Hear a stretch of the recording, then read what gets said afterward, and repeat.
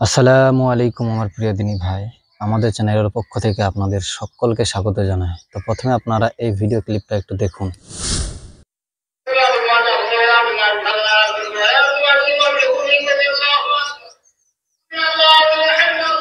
5G স্পিডে তারাবি চলছে ভাই।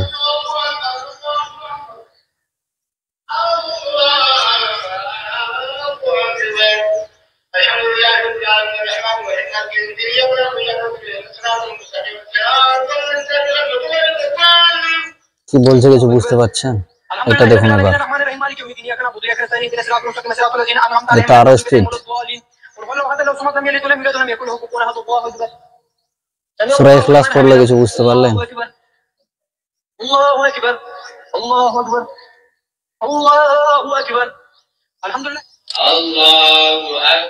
এটা হয়তো আপনারা আগের বছরও দেখে থাকবেন। এটা ইন্দোনেশিয়ার একটা ভিডিও।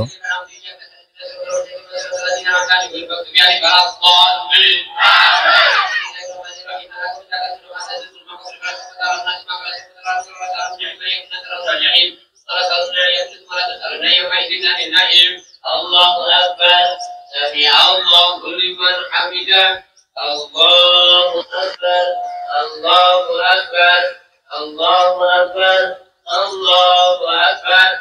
এইরকম আরো অসংখ্য ভিডিও আপনি যে সোশ্যাল মিডিয়াতে, ফেসবুকে, ইউটিউবে দেখতে পাবেন যে এখানে একদম 5G স্পিডে তারাবি পড়ানো হচ্ছে। আবার আমরা এমন কিছু ছেলে আছি যে ওই ভিডিওতে গিয়ে রিয়াক্ট দিয়ে আসছি। ভাই এতে হাসার কিছু নাই ভাই, এটা আমাদের দেখে কষ্ট লাগা উচিত, যেহেতু আমরা হাসছি, কিন্তু এটা হাসার কিছু নেই। তো আমার এই ভিডিওটা বানানোর উদ্দেশ্য ওই সমস্ত ইমামদের জন্য, ওই সমস্ত হাফেজদের জন্য যারা স্পিডে তারাবি পড়েছে, এবং ওই সমস্ত মুত্তাকিদের জন্য যারা এই স্পিডে পড়ানো ইমাম বা হাফেজদের পেছনে তারাবি পড়ছে। তো মুত্তাকিদের এবং উদ্দেশ্য করে আমি বলছি, আপনারা ইমাম সাহেবকে বলুন যে একটু ধীরে সুস্থে পড়াতে। আবার অনেক মসজিদে আছে যে ইমাম সাহেবের উপরে প্রেশার দেওয়া হয়, জোরে পড়ান, স্পিডে পড়ান, কিন্তু ইমাম সাহেব তো আপনি জানেন এত স্পিডে পড়ানো উচিত না। তো আপনি বলুন যে এত স্পিডে আমি পড়াতে পারবো না, যদি না পড়েন তো না পড়েন, আমাকে ছেড়ে দিন, অন্য কাউকে আনুন যে স্পিডে পড়াবে।